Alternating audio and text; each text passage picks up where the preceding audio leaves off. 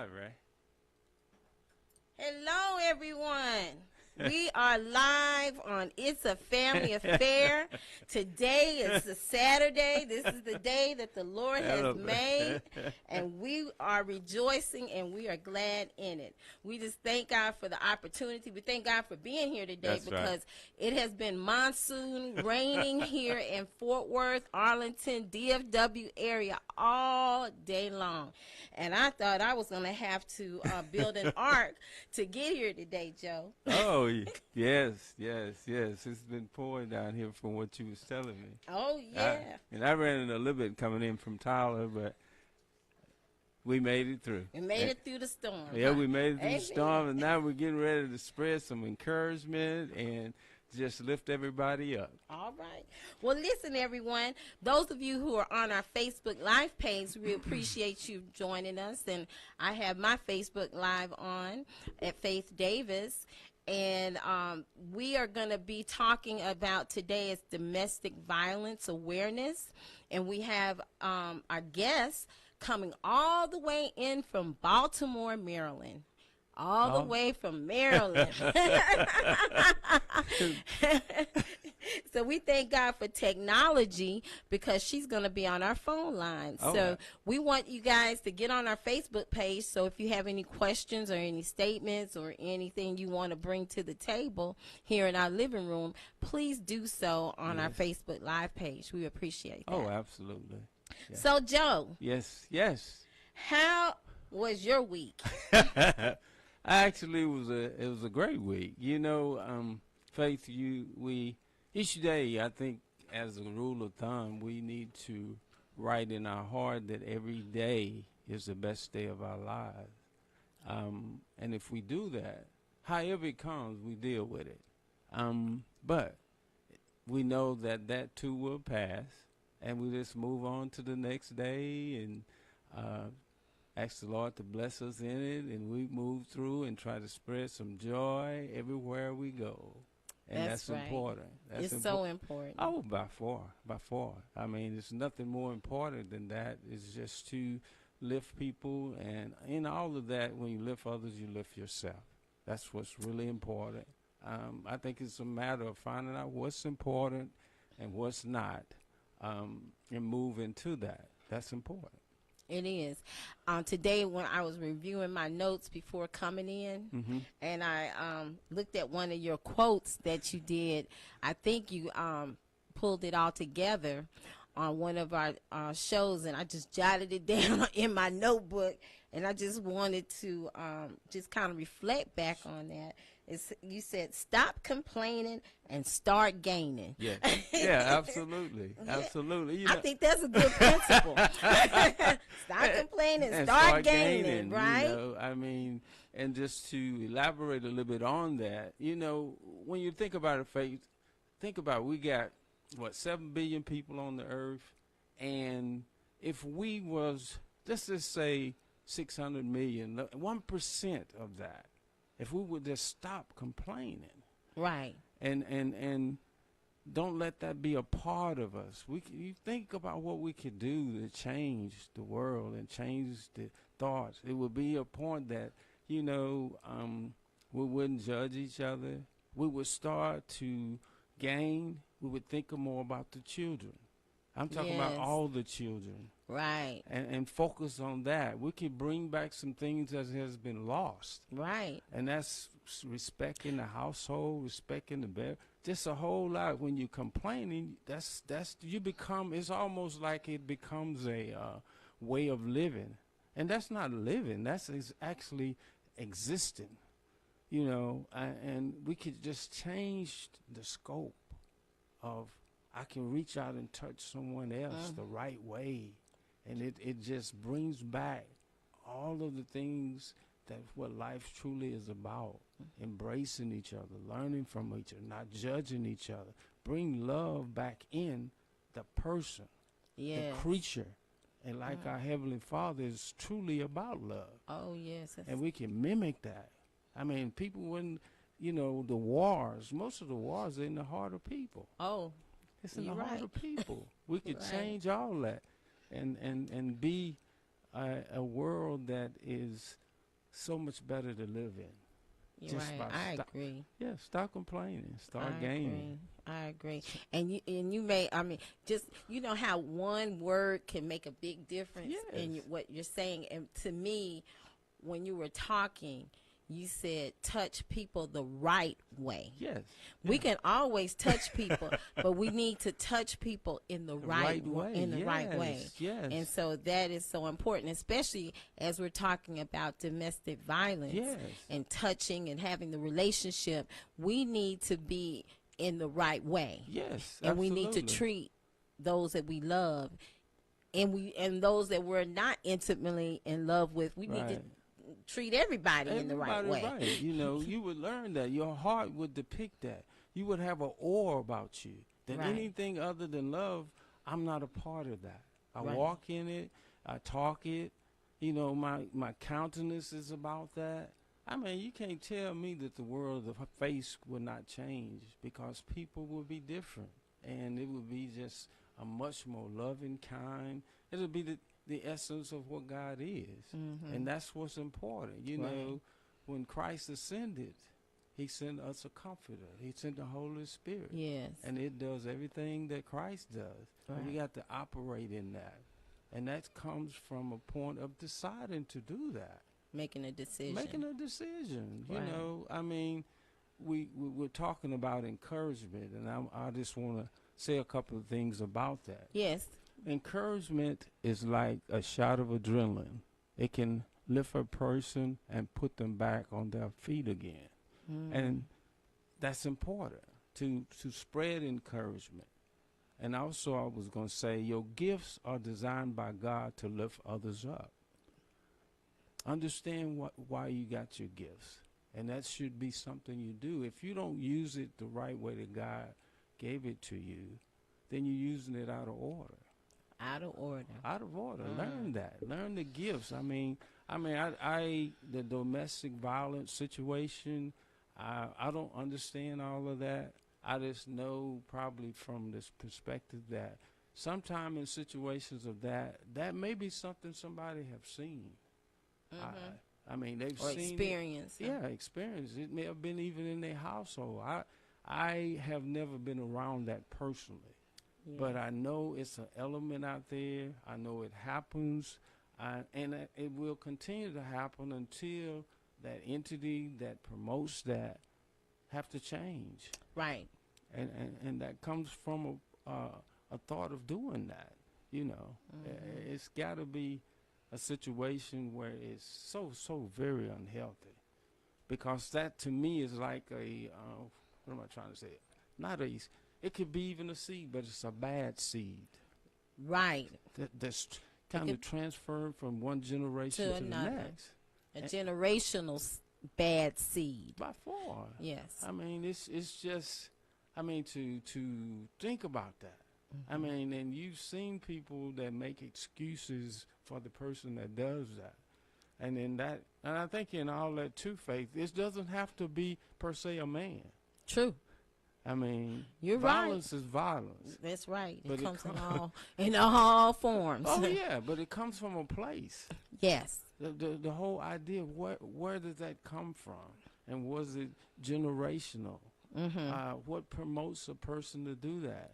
And I know, you know, God says we have to love everyone, even the brute, the batterer, and the bigot, because God is love. And and even above that, I think we have to understand too, Faith, that they're a child of God, but they can be lost. They can be lost. Right.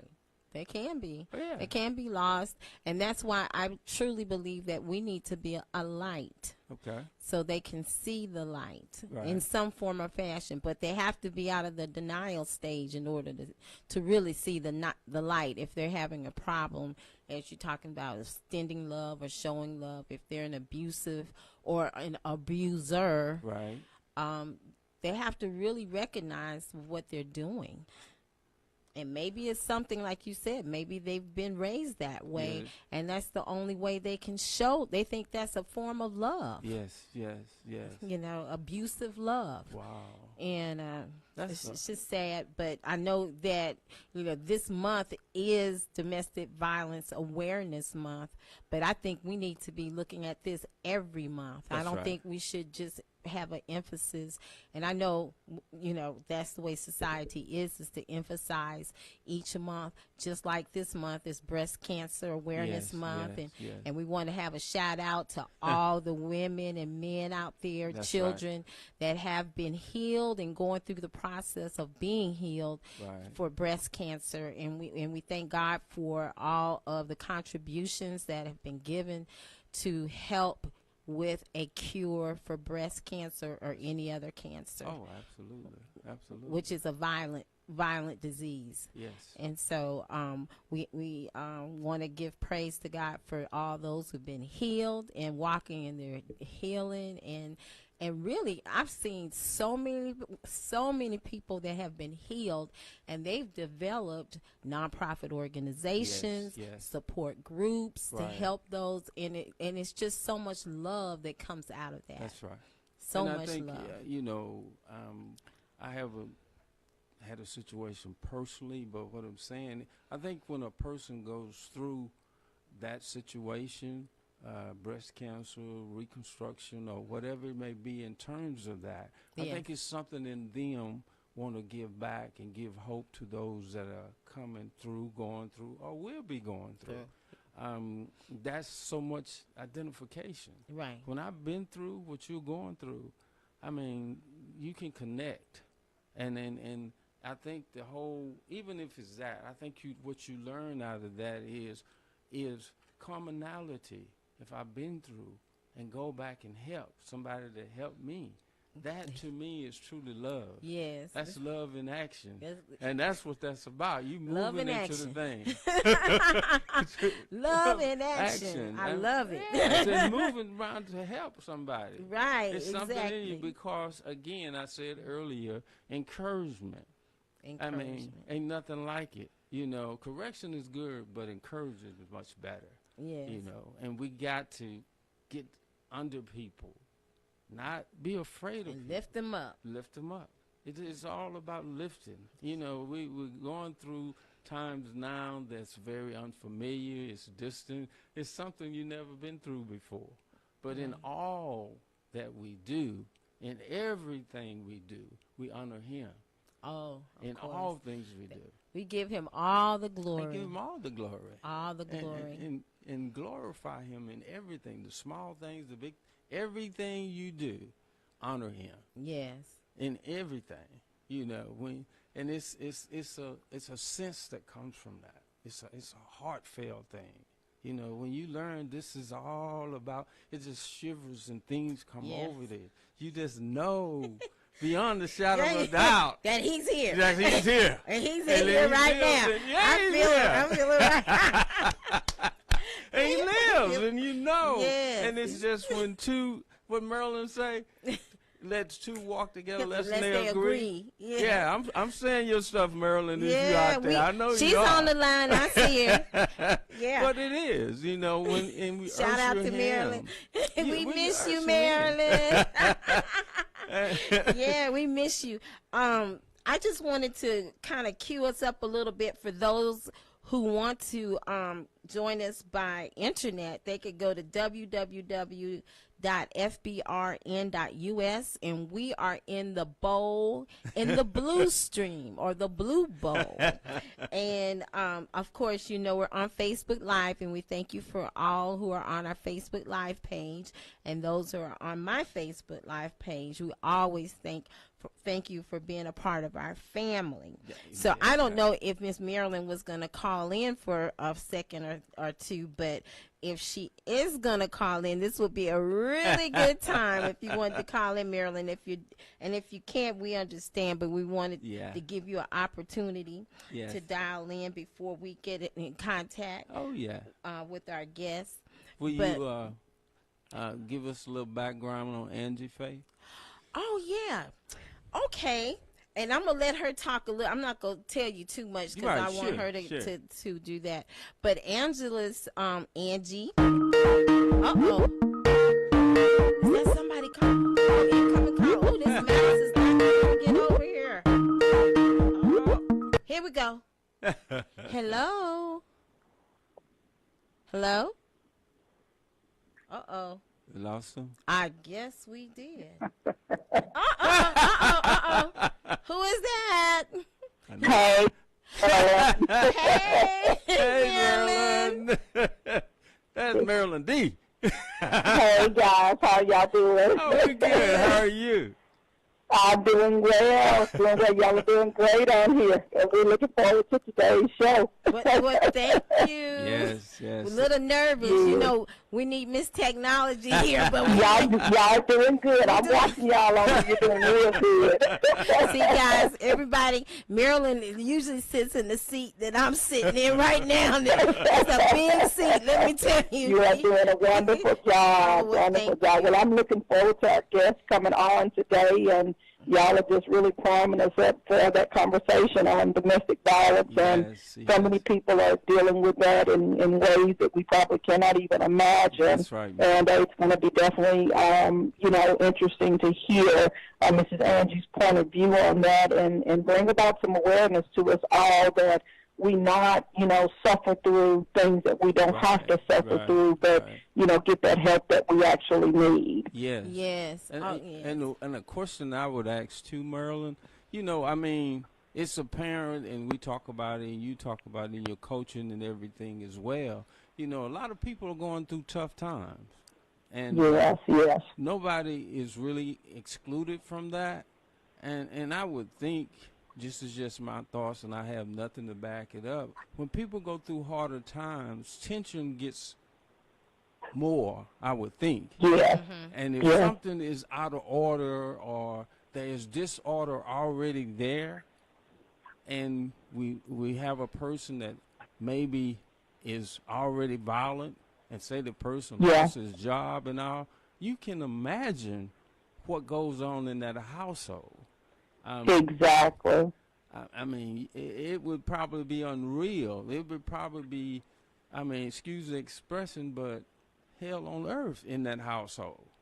It's something to think about. So I'm saying out there that to say this, I'm so very interested in what Angie is getting ready to say, and want to pose questions to her to get an understanding of that. I'm so far removed, but we've just seen evidence of it. At least I can say that on my point. When I think, Joe, that it is some form of a disease. I was listening to one of you were making a comment about, those things that kind of lie dormant in the household and we don't even know it, and it could be coming from any form or fashion.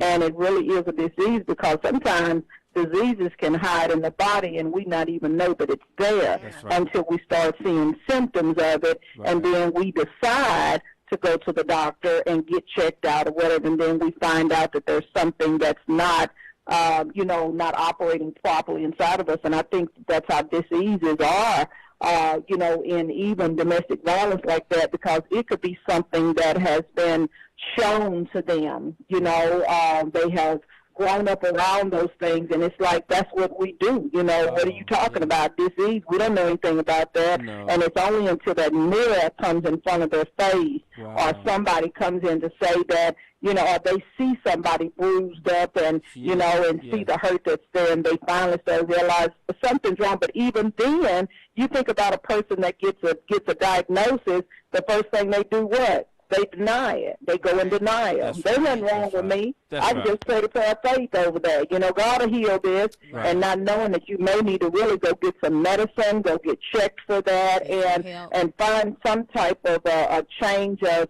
a mindset, because that's what has to take place. There has to be a change of a mindset that takes place with that. Exactly. And today I posted one of my family members posted something about domestic violence and kind of had a poem and then had the pictures, and I posted it on our Facebook page. But the stages of how it happens. You know, it happens with just a little hit, you know, when it's abusive, physical abuse, and the next thing it happens again. And then at the end of the poem, the young lady is at her funeral. She's dead. Wow. Because she kept thinking it was going to be, you know, I was going to get some help, or she was going to get some help, or the person abusing her was going to get some help. Somehow it was going to stop. But it stopped at her death. And then, Faith, have you ever thought about some of it is not physical, some of it is mental and abusive. That's right. Those are probably the killers more than anything, because the person may not physically die, but they die emotionally. They don't have a voice anymore, and you know, they just wither away. You can see their eyes, and you have to almost let their eyes speak to you, you know, about what may be going on inside. That's a good point, Marilyn. Yeah, that is a great point. Another point there too, Marilyn, is you can actually look in their eyes and their soul is dead. Their soul is dead. What's going on? You know something is going on. It's something that you sense that. Yeah, you can see it. In their eyes, it's like the lights are on, but ain't nobody home. Ain't nobody there. Ain't nobody exactly. There. Nobody home. Yeah, I think this is one that's going to hit home to everybody, because where they may be talking about the actual act of it all, sometimes we need to watch our actions all around, because you know it you know, that stuff is growing up around us every day. I see it in the workplace. Sometimes management is, you know, that's why they have so many, you know, I guess, systems set up to where you can't just abuse people on the job and do things like that. So, you know, it's everywhere. And I think really everybody just needs to take a closer look to make sure that we're not causing our love factor to be, you know, down to where we're killing other people at the same time. That's true. And I think that comes back to checking one's heart. And it does. It goes back to that. And these things, like we were saying earlier, you know, we take baby steps in a lot of things. We don't want to take baby steps in the wrong thing.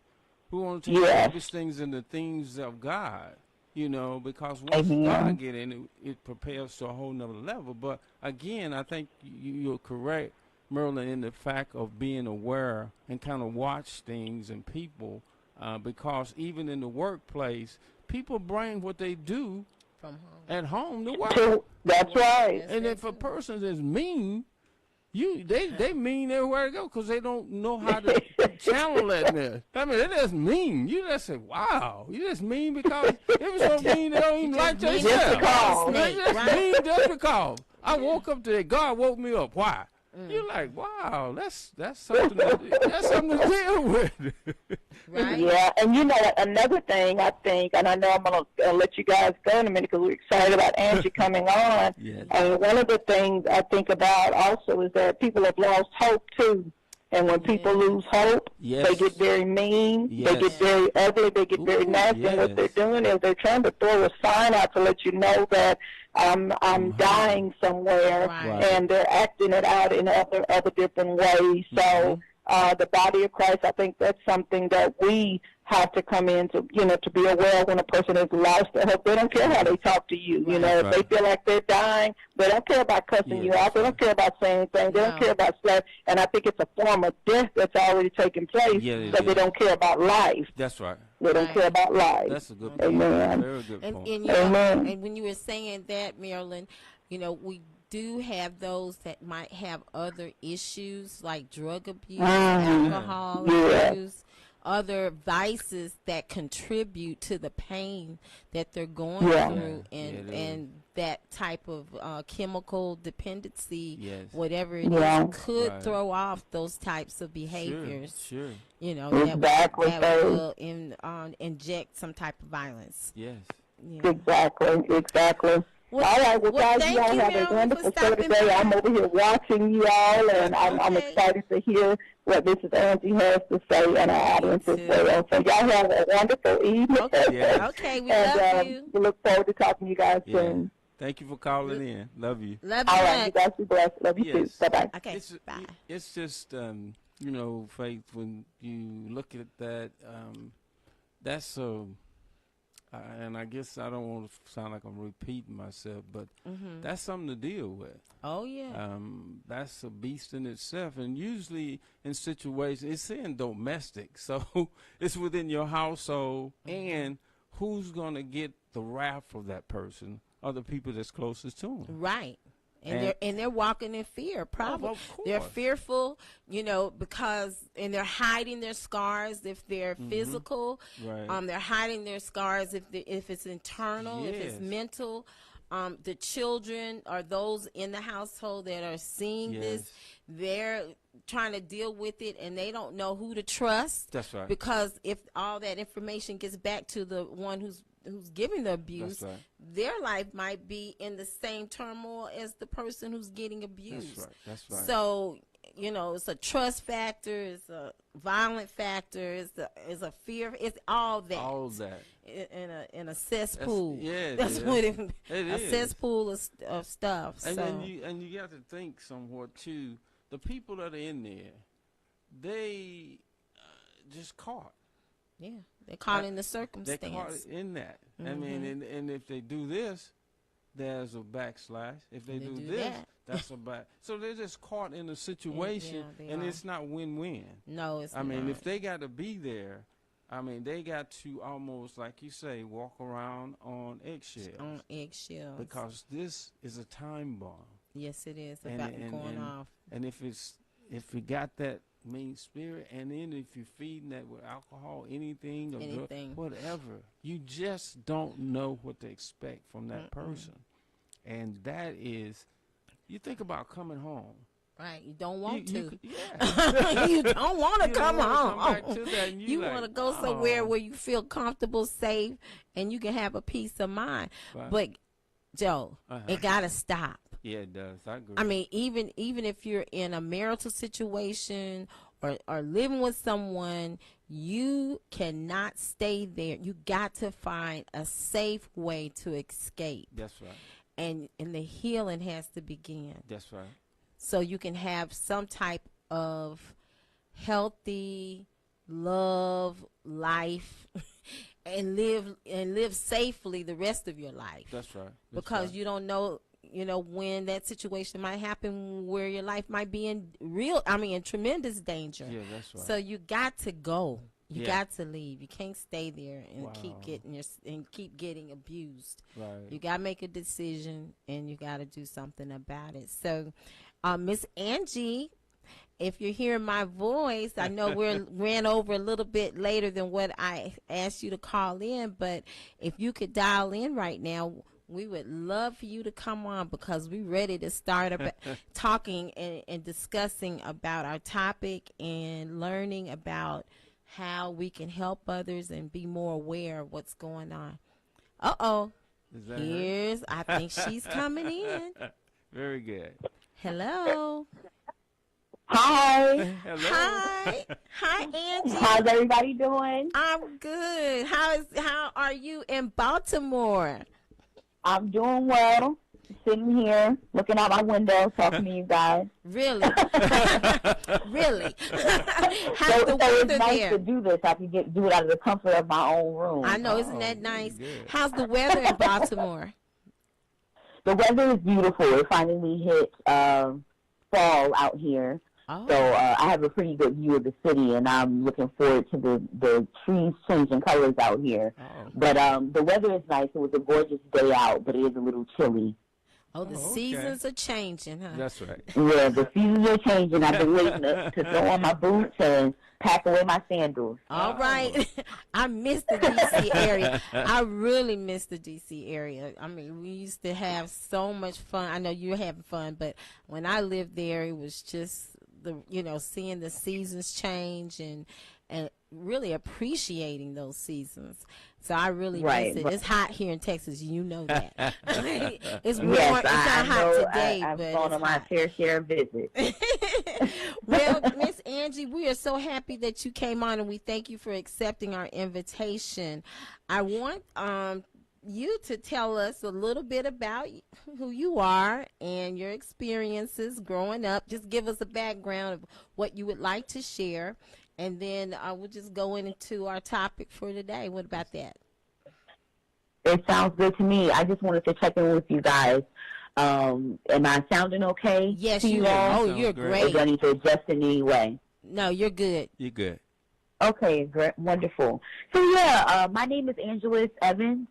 I am a resident of Baltimore. I've been here for about 12 years now, and I came here at the very tender age of 18. And Miss Faith personally knows me. We are.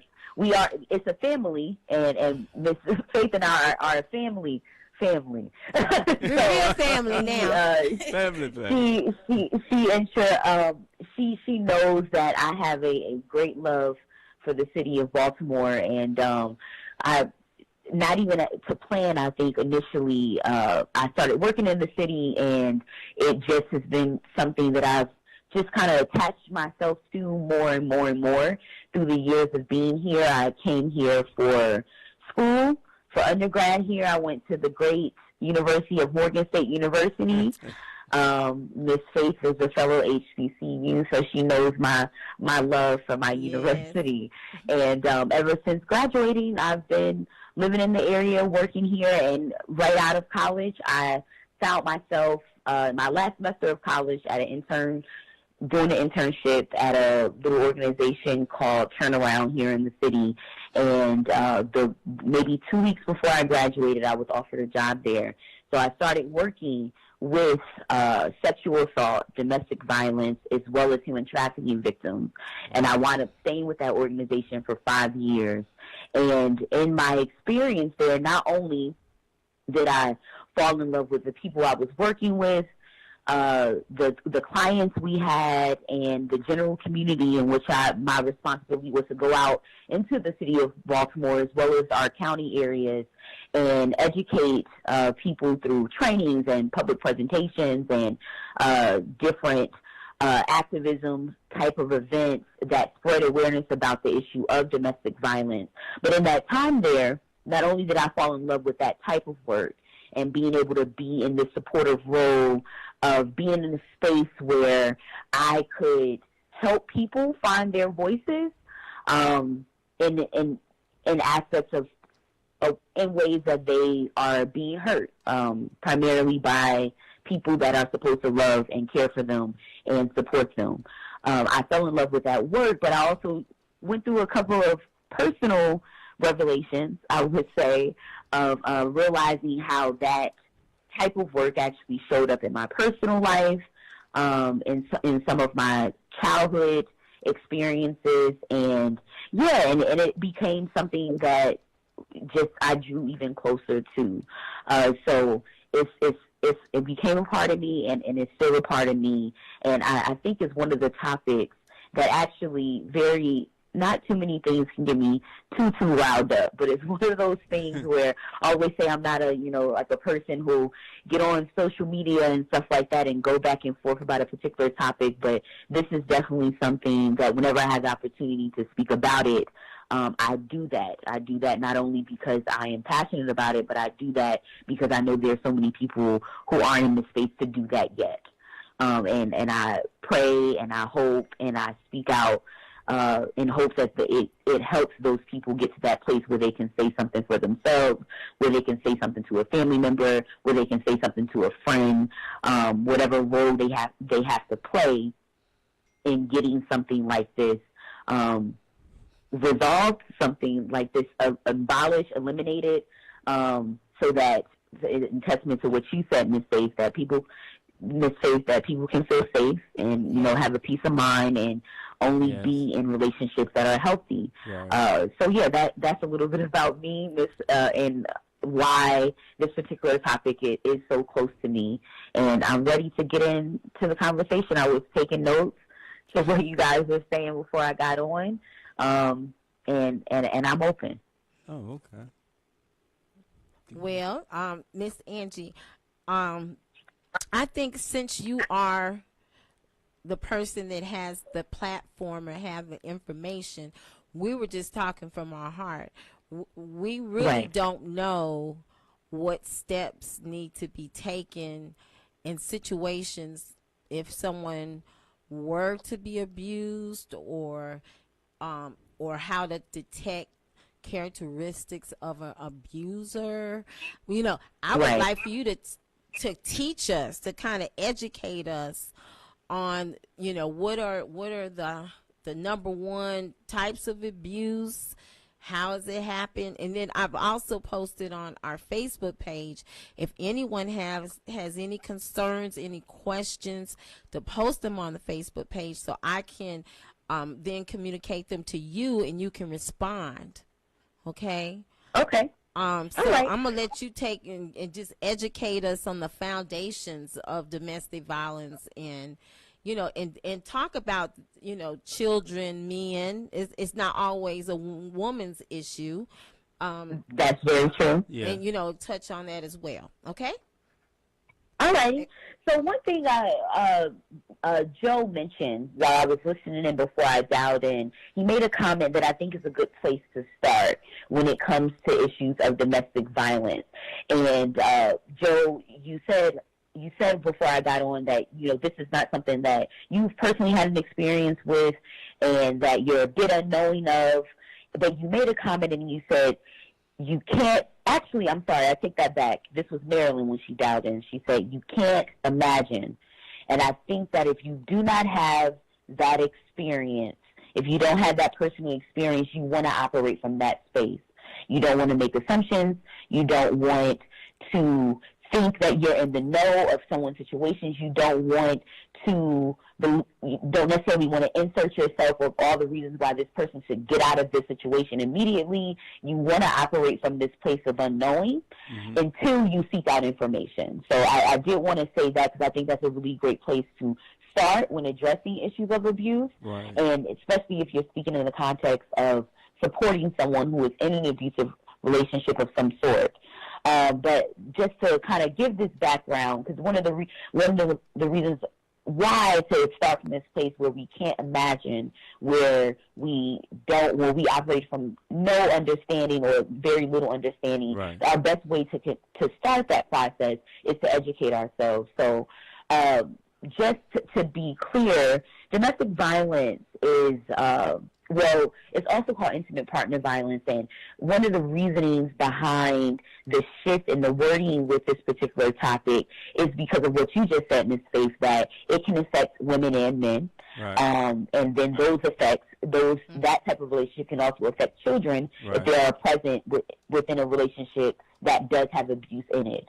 So the term intimate partner violence is still a fairly new term, where domestic violence, not only is it associated with heterosexual relationships, but it's also normally something that you think about when you're only thinking about people who are married. So intimate partner violence becomes something that's more inclusive of all types of relationships. Wow. So intimate partner violence is domestic violence by a current or former partner or spouse that can take a number of different forms. So there are still developing types of abuse, but your initial ones you often are thinking about when you have a dynamic between two people are abuse issues of physical violence, verbal abuse, emotional abuse, financial abuse, as well as sexual abuse. Wow. All right?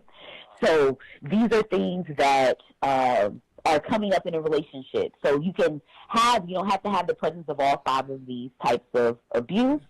You can have 2 out of the 3. You can have one of the 5. These are things how they can come up. So with physical violence, obviously that's probably the one that we're most familiar with, where it's going to show up in bruises and hitting and punching and pushing people, strangling, all of those types of things. And then you'll have emotional abuse, Right. which can get a little tricky. Sometimes people kind of intertwine maybe verbal and emotional abuse.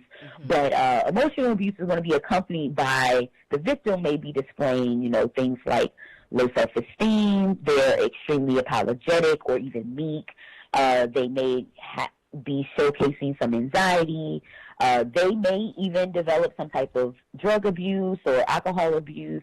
They may show symptoms of depression, and the abuser is exhibiting a certain behavior that makes the victim feel helpless and hopeless and in despair. Right. And a lot of times emotional abuse can very much be tied to manipulation. Right. Where, say if you have an abuser, for instance, who is a chronicle cheater, and instead of, if they cheat, they're not corrective of the behavior, they blame the partner for the reasons why they're stepping outside of the relationship. They're using things that they've probably told their partner in confidence against them. So if you are coming to the relationship with some type of childhood issues or, a lack of confidence, some insecurities, and they bring those things up in arguments. They bring those things up to get what they want from you. So I want to be very clear about how that emotional abuse can look. The verbal abuse is also kind of self-explanatory to maybe like physical abuse, where it's going to be the name calling. It's going to be calling you outside of your name. It's going to be degrading you by using, words. Verbal. Then financial abuse is when someone is using the dynamic of maybe you're the primary provider in the home. Right. So you use that as your form of control, your form of power over your partner and how that household is being ran. All right? So, and Angie, then sexual abuse. Angie. Yes. Okay, so just this, let me just go back a little bit. You said something about one who is not the breadwinner or contributes financially to the home, you said? Right. So does that person make that the one who's not working or not bringing any financial, money into the home make you feel guilty? Through guilt? Yes, they'll either, that's just my example. Right. But yes, they'll either make them feel guilty. It comes with people say, money is power. So there's already this kind of like preconceived notion that the person who's making the money can make the decisions. Right. So when that person is now using that dynamic to make all of the decisions in the household, making that other person feel less than, making them feel like they're not a contributor to the makings and the running of that household, that's where that emotional abuse can kind of show up. Right. That makes sense. That's understandable? Yeah, that makes sense. Yeah. Yes. Yes? Yes, thank you. And then the last one I just wanted to highlight is sexual abuse, particularly when it comes to the dynamic. I think we all hear sexual abuse and, we think of terms like rape or child molestation and different things like that. But oftentimes we don't necessarily recognize this in the dynamics of a relationship, where we can assume that you have two people who are consenting to any type of sexual relationship. But oftentimes, just like rape is about power and control, so is domestic violence. So rape and sexual acts are now being used as a tool to establish power over another person, where someone, even though, again, these two people are in a relationship, there may be times where the victim of the abuse is not consenting to sexual activity, and that abuser is abusing that power. Wow. If that makes sense. Yeah, all right? So a lot of times that doesn't come up, or people don't even identify it as that, because obviously you've consented to having sex with this person maybe numerous times before, but this particular incident you don't. And you see this a lot, particularly in maybe people who are married, where you may see someone who's a victim of abuse, and if the victim is a woman, that they're continuously pregnant. So I have yet to bear children, but when you are pregnant, that there are certain things you got to stop doing and different things like that. It kind of puts you at some type of physical disadvantage. And when someone is constantly pregnant, they're already at some type of physical advantage to especially if they're in a relationship with someone who's an abuser. So they use those type of things of like getting someone pregnant continuously and stuff like that as a form of control and power over the dynamic of the relationship, and it almost puts you at bay to that abuser, because now you're dependent on them, and then you feel more connected because you have the child now. You're considering the children now when you're thinking about reasons to go or stay. So that's how that sexual abuse dynamic can show up in some intimate partner relationships as well. Angie, Joe, I know Yes. you have a question, go but ahead. let me, and then you can come on Okay. in. So, Angie, is it any documented like national statistics that gives us an age group of, or the different types of domestic violence, of what type of age groups that are the predators for violence? Yeah. Yeah. Well, here's the thing. Let's be very clear. Domestic violence can happen to anyone at any age, any race, any type of relationship. So that's the space we should be operating as if we're going to be advocates for change when it comes to this issue. But as far as just getting some statistics, a really good resource is the National Domestic Violence Hotline. That's an actual hotline, but that's also a website. So their website, I believe, don't quote me, it could be hotline.org or something like that. But if you were to go into just type into your Google the National Domestic Violence Hotline, their link will probably be one of the first ones to show up. And that one will obviously focus primarily on domestic violence statistics and stuff like that. So it will speak a lot about and give you a lot of statistics on children in homes of domestic violence and people who are married, people who are in long-term relationships, and the dynamics between them and the age ranges that show up. Even things like I just highlighted, the statistics on pregnancies and different things like that. Another good resource for some of our younger listeners is this organization called loveisrespect.com or .org. But if you go into your Google search and you type in Love is Respect, it'll give you some really great statistics as well on intimate partner violence amongst teens and early and young adults. You said .org or .org? .com, but I would honestly, I don't want anyone quoting me on this. The name of the organization is Love is Respect. Love is Respect. All right, so if you were to just click that into a Google search, it should come up. Okay. I'm going to type it in on our page. Say, please check Google. Yeah. Okay. Right. Yeah. Joe, did you have a question? Yeah, I did. You know, I was just listening to all what you've been saying, and I guess my question is a lot of the abusers or the people that abuse others, have they been probably victims of that or seen that actual behavior in the household they was in, and they kind of pick up that? Yes, so that was dead on earlier when you guys were kind of touching base on that. I do want to, because I said this in my introduction, my primary concern is always about the people who are being subject of it. Okay. There in addition to, domestic violence shelters and hotlines and different things like that all throughout the country that serve victims of abuse, a lot of those organizations also have components of their organization that addresses the abusers.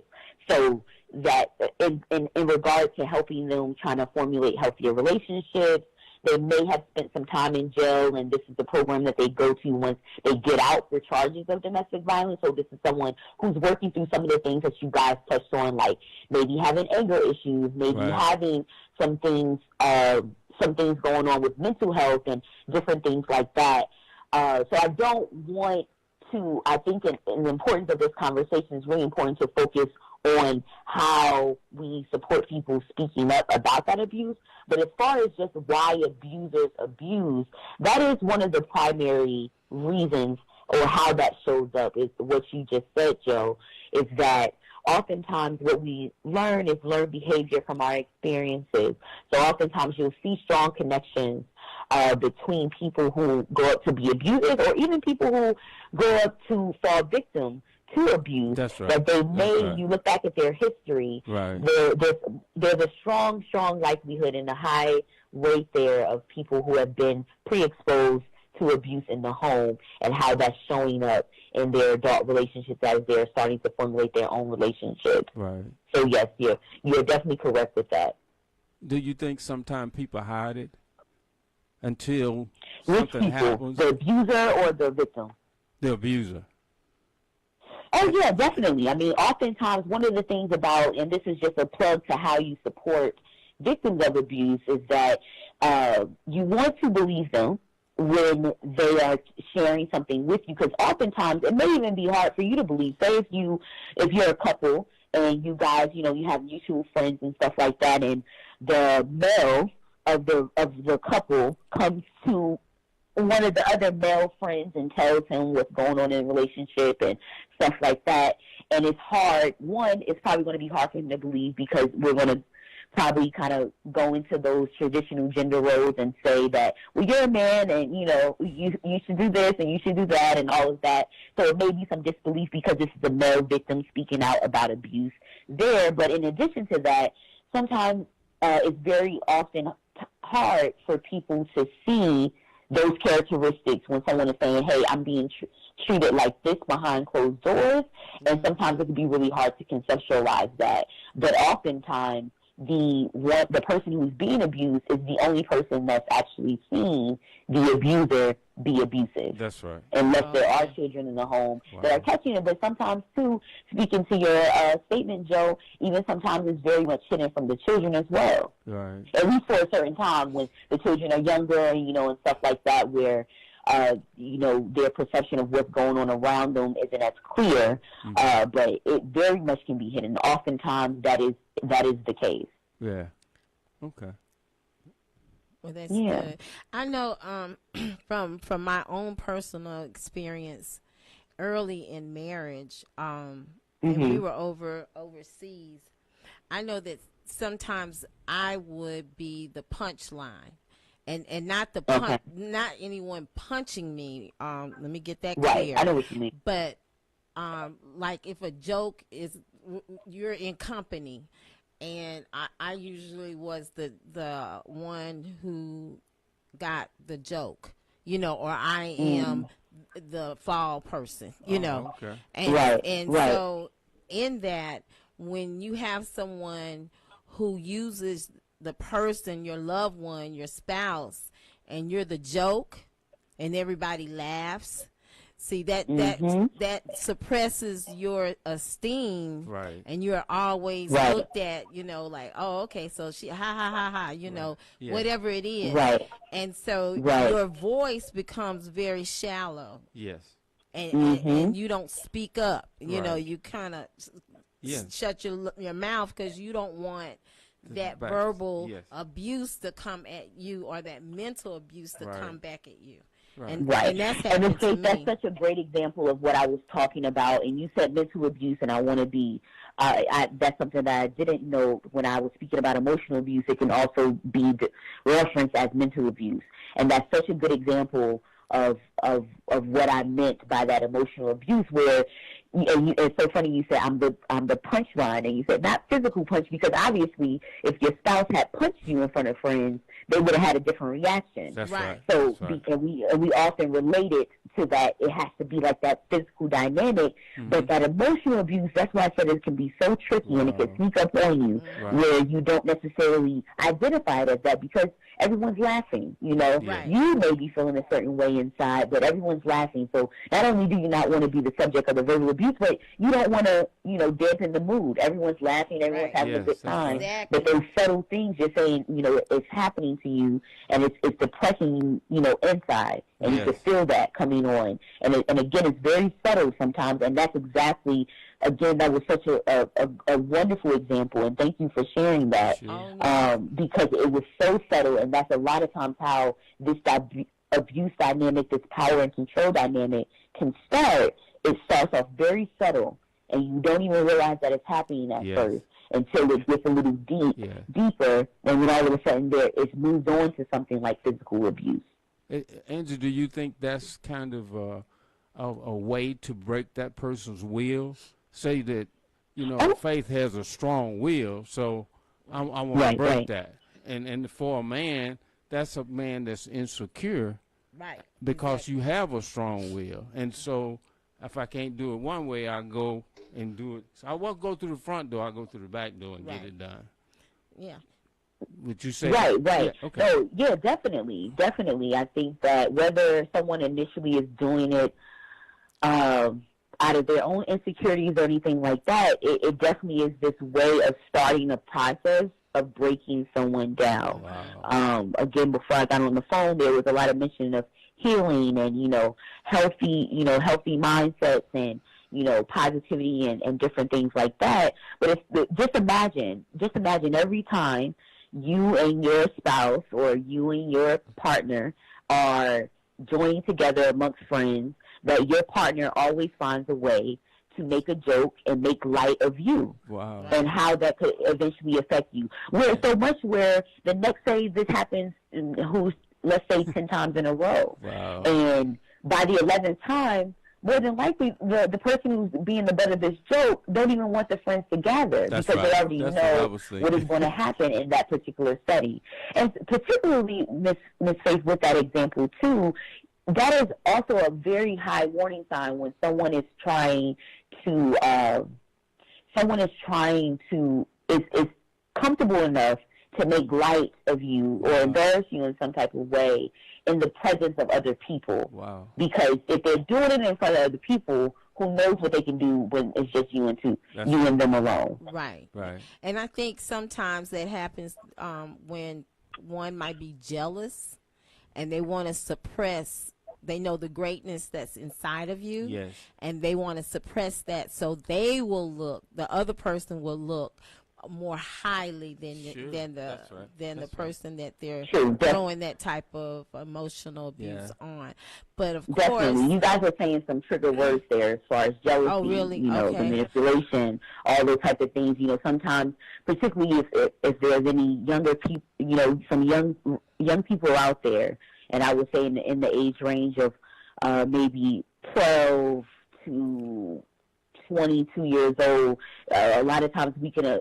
I've worked with younger people, and a lot of times there used to be a question on this little quiz that I would give out, and the question was posed: is jealousy a part of a healthy relationship? But the wording may be a little off, but oftentimes that's something that younger people in particular would get very conflicted by because they equate jealousy like, if I'm talking to if it's a young girl and she's in the hallway talking to another guy who's just a friend, stuff like that, and then her boyfriend comes up and snatches her away and says, I don't want you talking to other people like that. That could be something that they're thinking, he really cares for me. He really likes me, all of those types of things. So that jealousy dynamic too, or even being jealous of kind of what you were describing there, Ms. Faith. Say if you have a really good, I pride myself on having a wonderful, wonderful village of girlfriends, of women who I've been blessed enough to grow with, and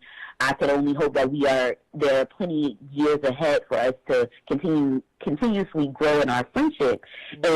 But sometimes if someone, say if I'm linking up with someone who's abusive, one of the first things that they're going to try to get rid of is that friend dynamic because they're jealous of that dynamic that I have. They know that I have people who are going to support me. They know that I have people who are going to call out. They know that I have people that are going to come to my aid when in need. That's right. Or again, I have this going on. I have this job. I have this project. I'm doing this weekend. I'm doing that next weekend. And that jealousy can come up, and it's really, again, though, about that power and control dynamic. They don't want you out doing other things that pique your interest, that have you interacting with other people, that have you using your voice, because that's not playing into what they're trying to do with you. Exactly. Yeah, I wish you could see and you probably can, Angie, our Facebook page. If you have any questions or comments, please put them out there. Miss Marilyn has really been interjecting a lot of good comments, and she's been saying that when we were talking about that manipulation, she was saying that they often learn to manipulate from others that manipulate them. And then she also, I think she was talking she was relating to the emotional abuse. When I had shared my situation, she said that's how they break a strong person down. That's right. Yes. So thanks, Marilyn, for. And again, I want to echo. Definitely, I second that second part about the emotional dynamic. But again, I think that there is a component to addressing issues of abuse. About talking about the abusers, but in the context of holding them accountable for their actions. That's right. Not diving in too much to why they're doing what they're doing, but holding them accountable to what they're doing. So if it's a mental health issue, how are we going to address that? If it's an issue of something, a learned behavior issue, of something that you learned in the home, how are we going to address that? That's right. How are we going to create? Because the thing that I haven't, none of us have highlighted about this is that this ends in death a good majority of the time. So talking about those whys so much could be putting someone in detriment of being in harm of their lives, of their children's lives, and whomever is around even trying to help and aid that person out of the situation that they're in. So, Angie, let me just ID what we're talking about. We have some people that or some family members just joined in the radio show today, and our topic for today is domestic violence awareness, and that's what we're talking about today. We're talking about the different types of domestic violence, what type of characteristics that you can pick out that are either emotional abuse, physical abuse. We're talking about the whole spectrum of awareness with domestic violence, since this is Domestic Violence Month. But I do think that we should emphasize and should be aware of domestic violence all year around. That's right. It's a big plight on our society, Absolutely. and on our children, on our women, and also men are being abused in a domestic sense. So our guest for today is Angie Evans, and she is a millennial, I must say, and she has a wonderful passion about sharing how we can combat domestic violence. Not only that, it's also human trafficking as well, which that is very pronounced in our society, especially in the state of Texas and also in the state of California. Yeah, in California as well. So, Angie, I just wanted to let people know who you are and also know what we're talking about. So what about the people in our home? If the violence is happening in our home, how do we help our little ones that see the violence that is, the physical violence that's going on in the home? Well, I think that is going to be a question that's going to dictate where that help is coming from. Right. So say if you have a teacher who's, observing a child being withdrawn or jumping, at very subtle movements throughout the classroom, obviously you have a certain role and obligation as far as, telling a higher authority than you in that school system, and then maybe some type of investigation going on, looking into why the child's behavior is a certain way. I think that if we're talking about this in the most general aspect, though, is you're going to have to approach the adult in the home. Mm-hmm. So if you suspect that some form of abuse is happening there, the only way to really shield the children from that is to address the adults in which is happening amongst in that home. Right.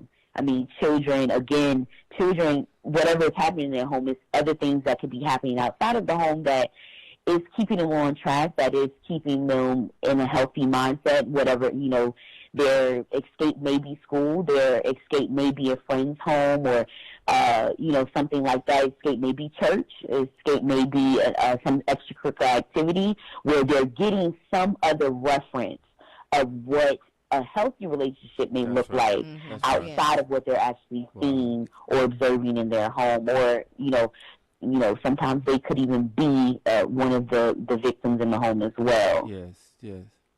I think, too, sometimes, Angie, if a kid is around a lot of arguing, screaming, hollering, all those things, and when they go to school, if that comes up, that agitates them. You can, because it's almost like it bothers them. They get fidgety and all of that because that reminds them of what's going on in that household. Mm-hmm. And if a kid acts out when he's, even the voice level, if the level goes up, he kind of shuts him off because he have to go within himself to deal with that kind of stuff. So I think, a kid's behavior at school, probably the teacher need to observe that it's probably a kid that's not too in a hurry to leave or don't want to go home or stay around as long as they can. Maybe he get in trouble just to go to after school. Right. I mean, and then it's something they just do that intentional. Not that they're bad kids. It's just they don't want to deal with that environment that they got to go, so they're going to stay away as much as they can. I just believe stuff like that happen. And if you see a kid and they jumpy and nervous all the time, it's a reason. It's a reason. So I think we have to be aware of that or watch for behavior like that, you know. Right. Yeah. And you know, Joe, you actually, what you just said kind of triggered a thought for me as far as just like ways to support children, especially when you're speaking about you were mentioning some things about being at school and kind of not wanting to go home. Mm-hmm. So one of the things, and this can really work for, say, if you're approaching someone, say if you have a friend who you suspect is in an abusive relationship, and we're actually doing this now by even having this conversation where people can tune in and listen.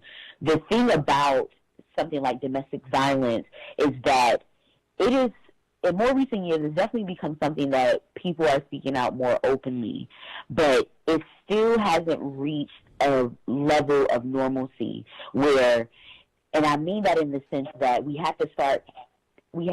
I'm sorry, Joe. Mm-hmm. Hello? That we have to start having conversations about these issues. So even something with a child, if you're noticing certain things with a child, start a conversation about it. You know, another thing about the school dynamic, schools can be a really good source for starting that conversation. One, because you're starting with children, so they're hearing this information, and they're not going to become an adult, and not have any prior knowledge to what domestic violence can look like.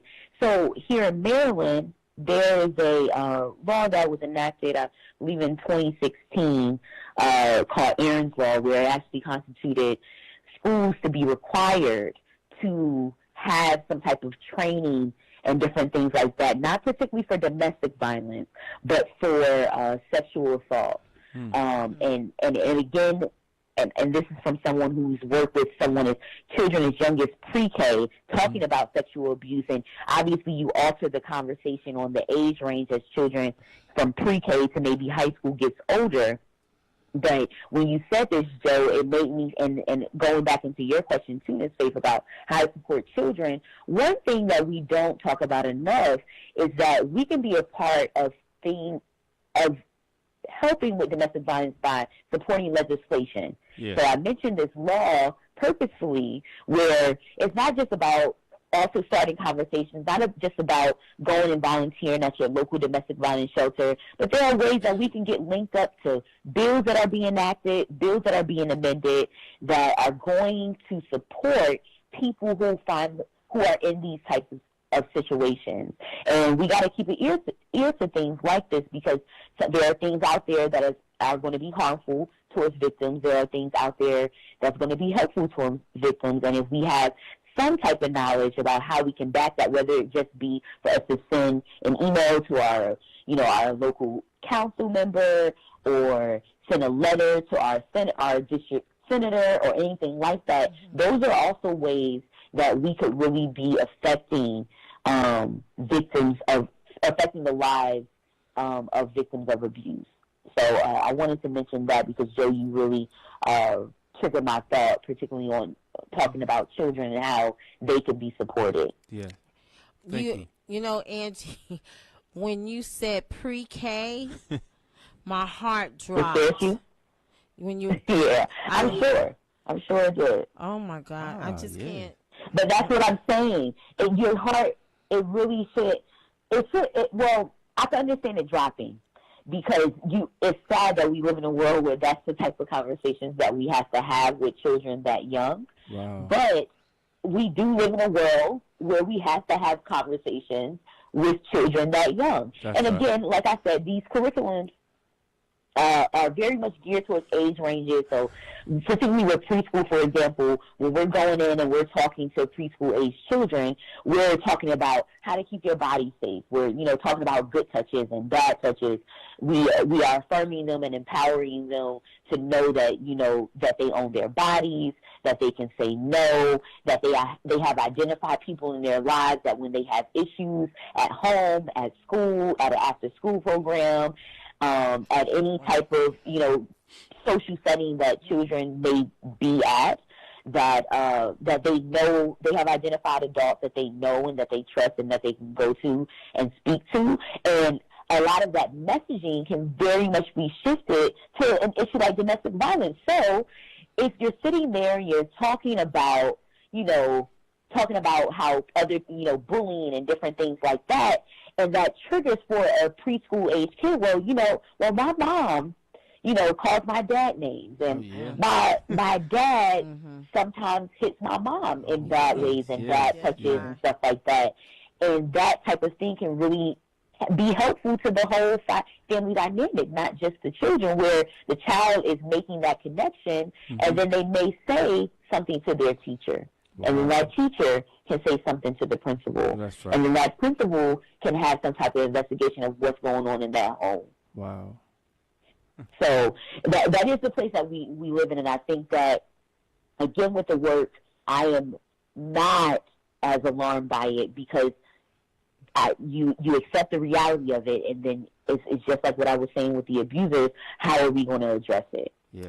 And one of the starting places of that is by starting a conversation as young as possible for children to be able to identify it. So this won't be a thing where 30, 40 years from now, there's not some other radio show and we're sitting here trying to figure out how we can help our babies. Wow. Because we have been helping our babies. That's good. Well, Angie, we have about, let's say 17 more minutes before we're going to sign off. Today we're signing off a little early because we have to get out of here. I have a 40th high school reunion I need to get to. Oh, nice. So, yeah, it is nice. I hope everybody remembers each other. It's been so long ago. But I just want you to maybe hit on some things that we really need to hit on before we end, or if anyone has any questions, to please put them out on our Facebook page before Angie we'll have to sign off. And definitely we would love to have you back again and maybe talk about human trafficking and some of the other aspects of violence that you have dealt with, and you can personally give us some tips on how to either help nonprofit organizations, or what can we do, those of us that haven't experienced it, but what can we do to help? Yes. Yes. All right. Yeah, absolutely. And I just want to note for human trafficking, that awareness month is actually the month of January. And for sexual assault, that awareness month is the month of April. So so you guys know that. But, yeah, I do want to close out by noting our ways because, again, my personal purpose is always about how can we support. And I think that is my goal in life. And one of the things is just like being there, being able, not necessarily being in the role of helping, but being able to help people help themselves. Because people have to desire that. Yes. Too. So, and that can be frustrating when it comes to this particular topic because you don't want to be pushy. The thing about this, again, this power and control dynamic is that the person is already feeling hopeless and they lack decision-making skills and all of that. So the last thing they really need is someone else coming into their space, their setting, and telling them what they should be doing. Right. All right?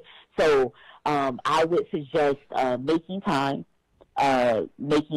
during a calm time. So if you have been able to at least identify a relationship where you can kind of tell when things aren't good between them, try to identify a time where things seem good between them and make that time to reach out and check in with that person. My second note would be to kind of restate what we were talking about just moments ago, by starting the conversation. Bring up the subject of domestic violence and saying that you, just by subtly, saying that you notice some changes in them, identify things like, hey, you don't seem like you're as enthusiastic. It seems like you're struggling to make some decisions. Right. It just kind of identify those things that seem unlike that person and how they usually are. Especially if you observe them, you know them well enough that you know that there's some type of shift going on, and you're just trying to figure out what is the cause behind that. My next thing would be is to listen without judgment. So again, from what we initially started this conversation off with, at least when I entered the line, is operate. If you can't imagine, operate from that space. Right. All right. You want to listen without judgment.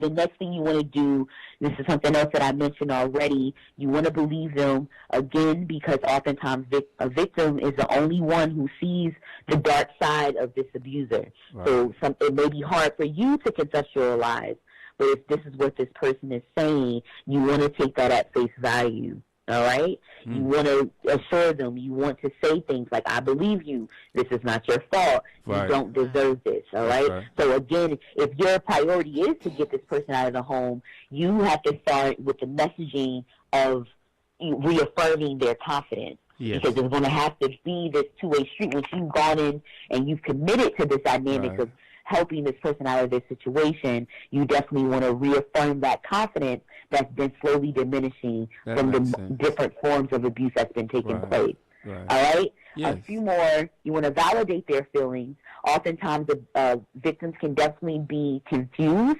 and have very conflicting feelings. So they may be feeling things like guilt and anger. So, like, they may be angry at the abuser, but they also feel guilty and feel like it's in some way still their fault. They may be displaying things like hope and despair. So they may be hopeful during those good times. Things are really, really good. It's a cycle of abuse. It means that they've gone back into that honeymoon stage until there's the build-up, and then there's the point of escalation where it gets physical or it gets really verbally abusive or something like that. Or they have that love and fear dynamic.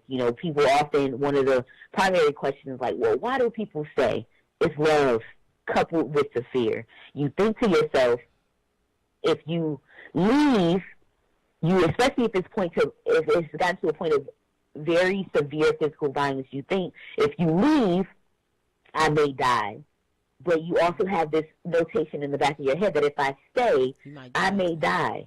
Wow. And I think that that's something that we haven't said enough here, is that these situations often escalate to very physical, disabilities, or these people die. Children die. Wow. Friends and family members who are trying to help die. These things happened, a few years ago. There was a story with Jennifer Hudson, the singer, and and some people may be familiar with it out there, where not only was not the person was actually being abused, the abuser wound up killing a child and their brother. Yes. Just because they were in the setting trying to interfere in that power and control dynamic. All right? So these are things to really think about. You want to think about it at its worst, because it can very much get to that point. Yes. All right? Yes. And then offer specific help.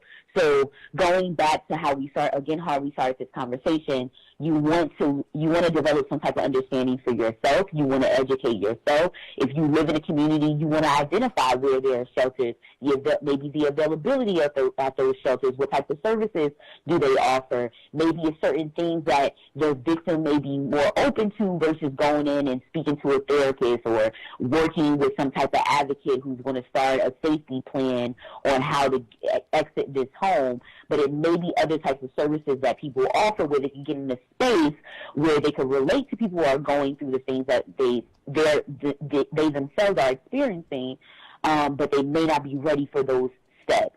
So just for a quick example, the organization that I used to work with, we had this thing called the Purple Poetry Book, where people were able to submit stories and poems and pictures that they were either allies in support of helping domestic violence victims, or they were survivors themselves. So something like that may be good for someone where they may not be ready to go see a therapist, but they may be able to write about it. They may be ready to share that story, to write about something and submit it anonymously or something like that. So you do want to check and see what type of local services are being provided in the area that you're in. Mm-hmm. And then if you want to, if you want to get really involved in that process, you want to consider maybe contacting someone and working with a professional on how to create a safety plan for an exit out of the home that this person is in. Wow. So those are just a few suggestions of mine of how we could support people, and make sure too. And this would definitely be my last most important thing. Make sure that if this person is confiding in you, that you are keeping it amongst you, or people that are that are not going to go out and say things, but contact the abuser and different things like that.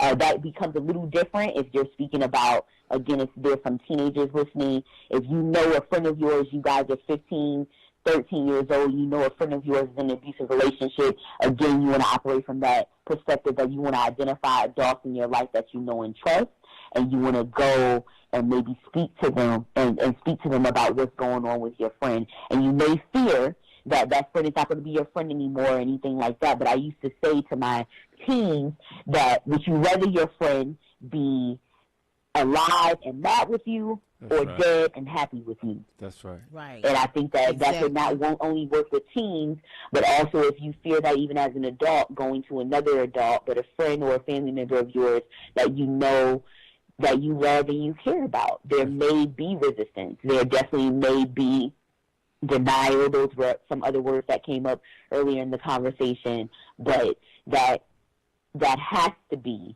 the risk that you take if you are truly committed to the idea of helping this person and letting them know that you're there to help when they're ready to be helped.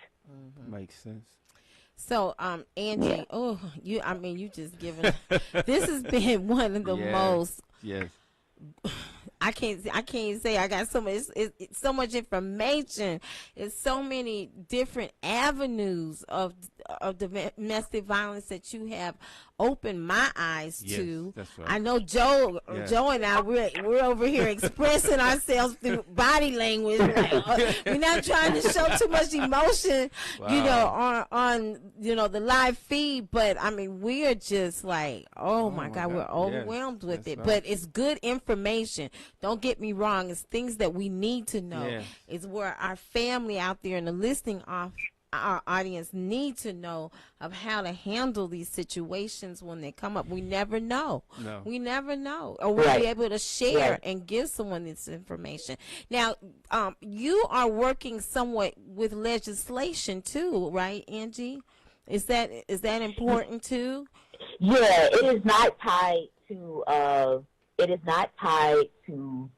domestic violence at the moment, but my experience with working with victims of abuse, I sat in on meetings and stuff like that, as far as just like that dealt with, like legislation, or the organization within itself became, like kind of subject to like a change in legislation where it kind of upped community outreach that we did, depending on how the legislation moves and stuff. But one of the things that I just observed was that, again, my love is advocacy, and my love for that comes from the fact that I love being a part of a process of seeing someone who can come in my presence and not have a voice or not have the words of how they need to advocate for themselves, to move into a space where they can do that on their own. That's and without the support of me. That's right. So in the work that I was doing with Turnaround, it really made me see the connection between how laws affect what is happening in courtrooms to perpetrators, what is happening, how victims are being treated, and all of those types of things. So I went into legislative work to really just gain knowledge of how that works, how it looks like to, lobby in Annapolis, and how that looks to build a coalition of people to support a bill and different things like that. And now I'm hoping to move on to work where it combines both of the two. This particular type of clientele, these types of victims, for people who have been able to leave their situations. I call them, the survivors, or however they want to identify themselves. But yeah, working with survivors and maybe combining that legislative dynamic too, where there are actually laws in position that are protecting people. Because, when you're talking about protective orders and peace orders and different things like that, they vary from state to state. Sometimes it's just a matter of having a protective order in time or something like that that could literally spare someone's life. Yes. So, that's my thought too, where it's getting a little bit, I feel like I worked at a micro level, and I want to expand that a little bit more and work with people one-on-one, and how they could be connected to processes like that, so they build up that voice to advocate for themselves and other people who have had the same experiences as them. Mm-hmm. Wow. Yeah. So, yes. Angie, I'm trying to squeeze it all in these last couple of minutes. We never did talk about this, but I think if you could just address it briefly as far as domestic violence in regards to men. Well, I mean, what type of? I know it's very. I don't want to say it's new, but we mostly think it's children or women, not men. And is there a rising statistics of more men getting or being accounted for being abused now in society? Well, I think you're right. It's definitely not a new thing, but the new aspect may be the fact that men are joining forces with women and putting themselves out there as victims of abuse. You often see with men, I would say, versus if we're talking about the forms of abuse, you often see more of the emotional and verbal abuse, and coupled with probably some of the financial abuse as well, coming up when it comes to the woman being the abuser and the male being the victim of that abuse. Wow. But yeah, there's a rising statistic. There are rising statistics with that for sure. But yeah, I think that obviously there are things to combat when it comes to the male being abused, because I mentioned gender roles earlier, where we just don't view it the same. If a woman is going upside a man's head, often, if you go and you talk to your group of friends about it, if you talk to your father about it or something like that, it's often not, you don't get the same reaction. Right. I mean, I could imagine a young teenage girl going to her father and saying, hey, my boyfriend has hit me several times at this point. More than likely, most fathers are about to be getting up from their feet and going to to that man's house, and that young man's house and all that.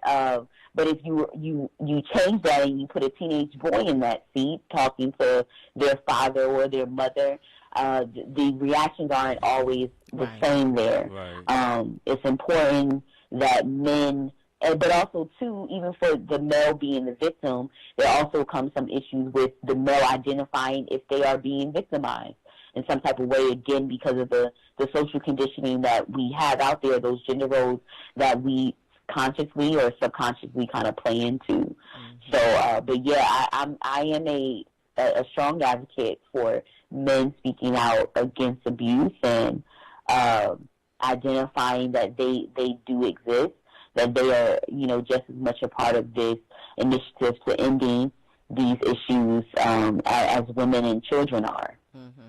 Especially now. Today, Joe and Angie, with all of the news headlines, it's like the cover is coming off as far as women being abused with the Me Too movement. And things are coming out. Yes, that's right. Things are coming out, and very shocked of where they're coming from. Sure, when you have mature, responsible, adults that are in high positions, and you see this type of behavior coming out. Yes. So It's just it was hidden, but now Right. it's being unveiled. That's You're pulling right. the sheets back and all of this. It's just a uncovering of things that's just not right. So It's yeah, not. it happens. You know, I must say, Angie, today you have enlightened us on a lot of things. You know, I think it's some things that when it's distant from you, you just not in tune with it. But the thing about it, Yeah, that's true. That's if true. it's distant from you, you just don't. I mean, you're Yeah. aware. I mean, Yeah, you but hear it, just don't. but you're not just in that situation. But Right. again, it's all relative, Yes. and it is a problem that needs to be addressed. And I think with some of the points you've given us, we can actually look for these things. And it's all about, you know, I'm partial with kids. It's just kids are just kids, in my opinion, and they're at a point, if somebody's not looking out for them, you can. Right. I mean, just by Right. engaging and just lifting them up, because you know, if you see a kid sad or whatever, there's a reason for it, and maybe just your encounter with him will lift him to a place and give him some type of peace, or just somebody to be a friend. So I think all that's Right. important. So I just want to say thank you for joining the show, and Oh, we yeah. truly Thank you enjoyed guys it. for having me. I mean, Yes. I really do appreciate anyone who's willing to have this conversation, because I really do believe that starting conversations is one of the best ways to tackle Yes. this, and creating some normalcy about how we address it, and it not being such a scary thing to talk about. That's one of the reasons why victims stay quiet, Right. is because it's not something you just bring up in conversation. Yeah. So the more we normalize that, the more we hopefully touch the hearts of people who are going through these things, male, female, and children alike, Right. to speak out about it. So I truly, truly thank you all for having me, and Miss Faith, for you even thinking of me Oh. regarding this topic. Well, Angie, I would like for you to check back on the you know, the replay. We have a lot of people who look at the replay, and someone might have Okay. a question out there that you'll be more than happy to address if you see anything out there Right. going forward. And before we hang up with you, I do want to say that Angie is an author. Oh, okay. And if you could just share just a little bit about your book, you know, the book you've written. Right. I want to note really quickly that I'll get on the feed, and I'll also put out those links, like some of the national links and stuff like that, Oh, in order thank for you. people to use as a reference to share. Oh, thank you. But yes, I am an author. I self-published a book. I'm 30 now, 4 years ago, and it is called By 25, and it is actually an account through short stories and affirmation of my life from ages 10 to 25. I am, under this umbrella of domestic violence, I am a strong advocate for healthy relationships, and this book kind of goes through relationships that have saved my life in many ways, to relationships that have changed my life in many ways, and relationships that through gaining or losing has changed me in many ways. And it's a pretty quick read, 108 pages. You can check it out. You can contact me on my Instagram page for it, which is _by25. I could also share that link if you like on the live feed as well. Please. But yeah, it was for me. It was a book that was really about liberation. 25 was a significant year for me. It changed me a lot. It grew me a lot, and I think it was a turning point. And those years that I accounted for, it all really came about from, I journal a lot, write out my feelings, try to get things out of me, out of my head, and onto paper.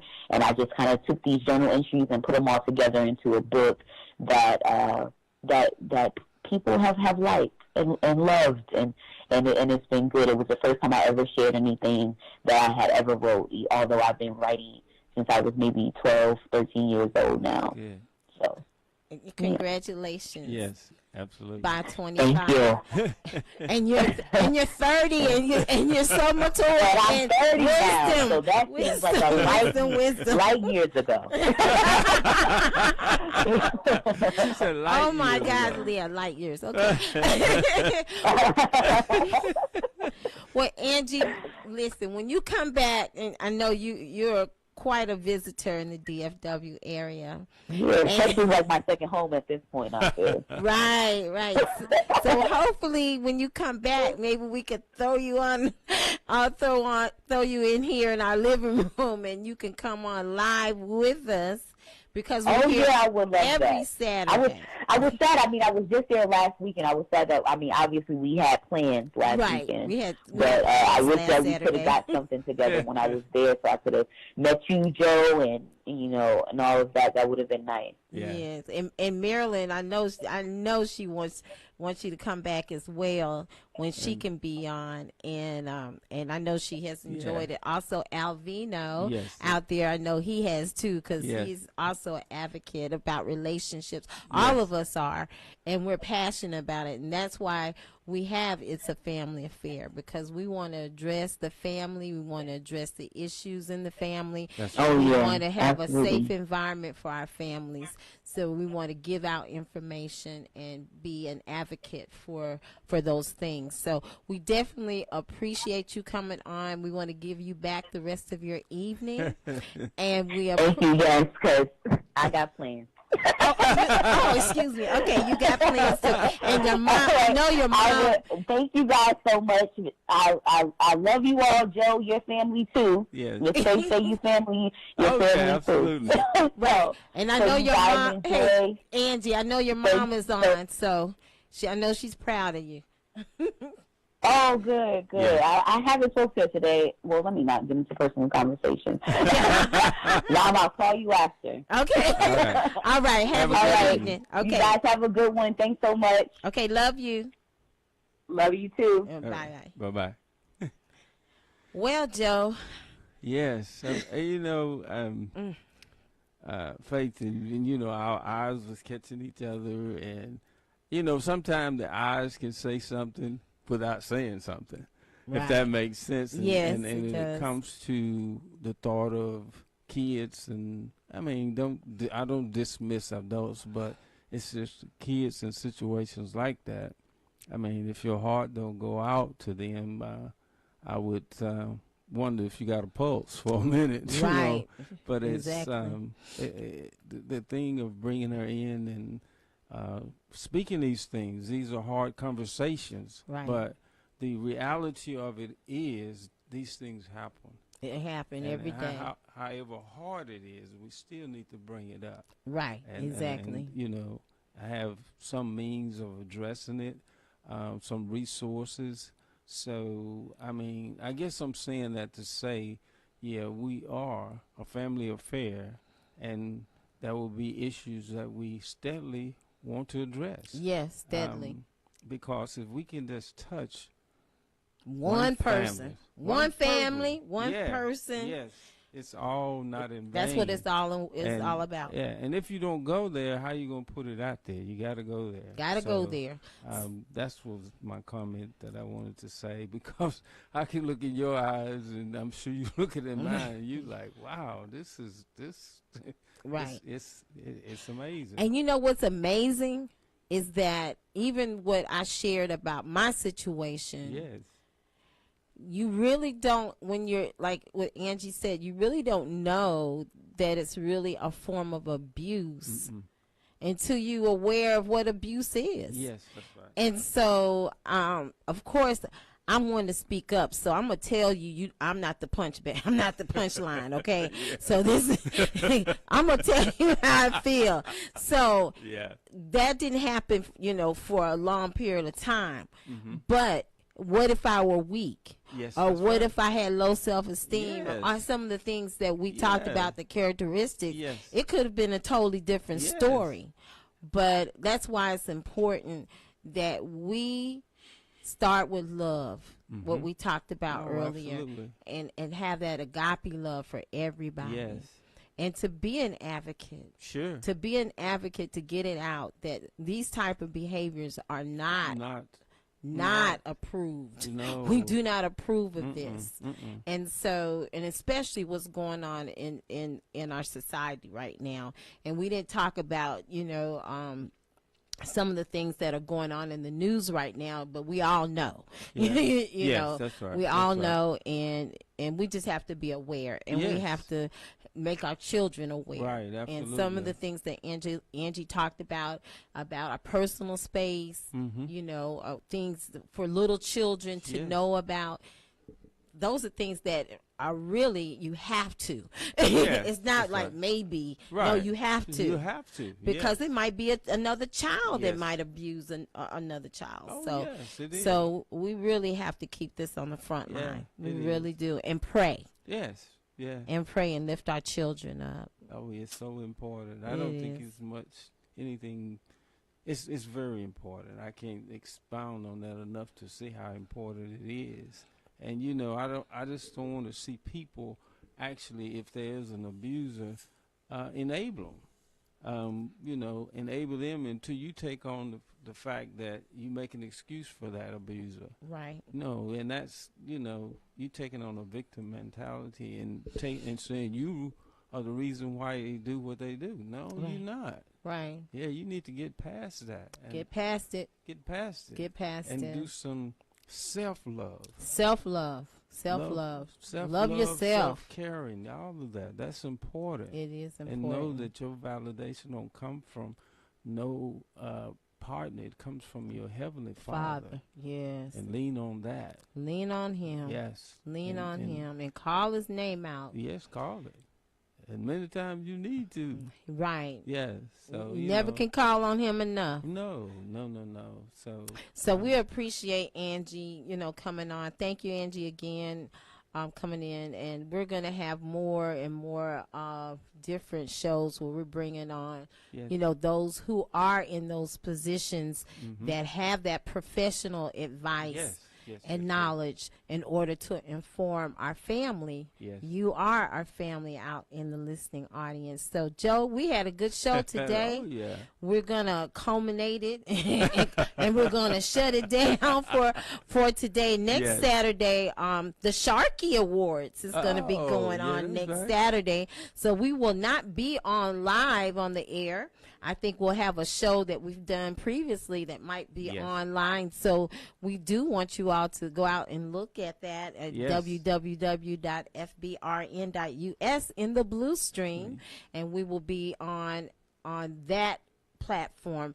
But then the next weekend on the 27th, we will be back live again here in our living room, right here in the Blue Stream. And we're going to have, I believe, a couple of guests, at least one guest. And if not, it's going to be us, huh? What about that? We will be here. So you all have a great, great evening. Joe, you have any last words? I was just be lifted and know that, the most beautiful thing is to know that you're a child of God. Know that deeply. Yes. And like I say, each and every one of you is a masterpiece. A masterpiece. Masterpiece. No other like you. Yes. Believe it in your heart. Yes. Yes. We love you guys, and please friend us on Facebook, and our Facebook page is IAFA Radio Show, and that is our Facebook page. So just give us a friend request, and we'll definitely bring you on into our living room, and then you can keep up with what we're doing during the week, and if we have any special events or what have you. So for Marilyn, Alvino, and myself, Faith Davis, and Joe Williams, we're going to give you the rest of your evening, and you have a blessed Sunday and rest of the week until we see you again. Bye-bye. Bye.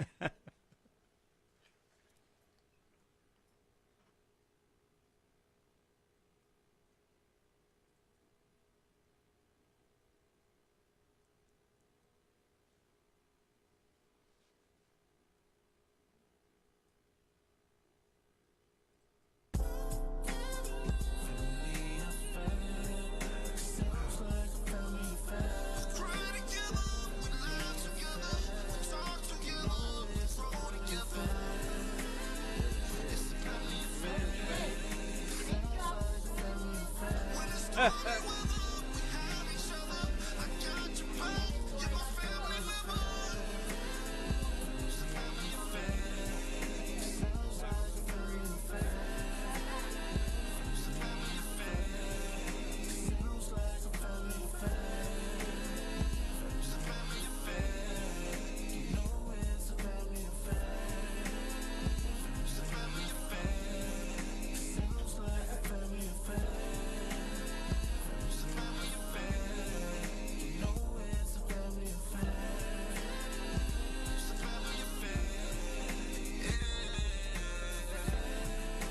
Hi, this is Apostle Deborah Tucker.